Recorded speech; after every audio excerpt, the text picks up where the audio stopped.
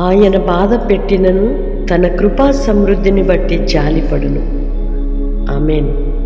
ప్రభునందు ప్రియ సహోదరి సహోదరులారా, యేసుక్రీస్తు నామంలో మీ అందరికీ శుభాలు తెలియజేస్తున్నాను. దేవుడు కొన్ని సందర్భాల్లో మనలను చేయి విడిచిపెట్టినట్లుగా అనిపిస్తుంది.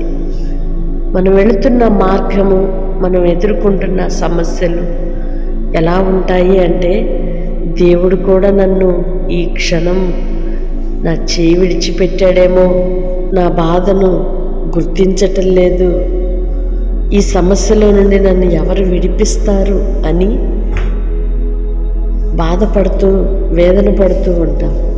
కానీ దేవుని మహా కనికరము, ఆయన జాలి ఎంత గొప్పదంటే,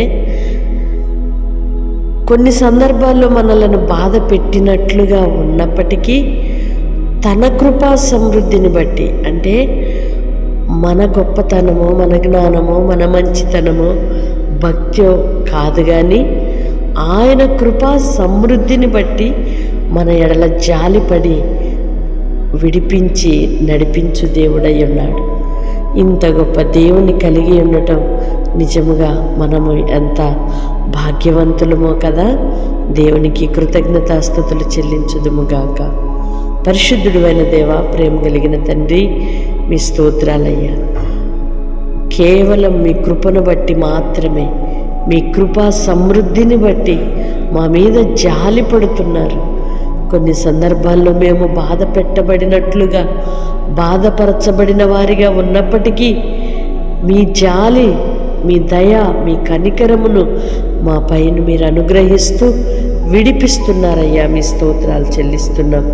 ఎందరైతే బిడ్డలు అయ్యా ఇదిగోటి బాధలో ఉన్నారో, చేయి విడిచిపెట్టబడినట్లుగా నీ తూర్పు విడుస్తున్నారో, నీ బిడ్డలను మీరు ధైర్యపరిచారు.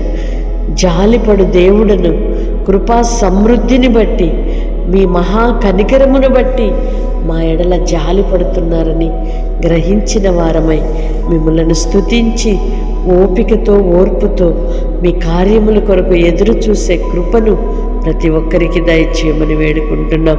ఏ బలహీనతలతో ఉన్నారో విడుదలనివ్వండి, సమస్యల నుండి విడుదలనివ్వండి, వారి నిరాశ నిట్టూర్పులో నుండి విడుదలనివ్వండి అయ్యా.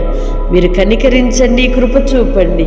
మీ మహా కనికరమును నీ పిల్లల మీద మీరు అనుగ్రహించమని వేడుకుంటూ యేసు నామములో ప్రార్థిస్తున్నాను తండ్రి. ఆమేన్.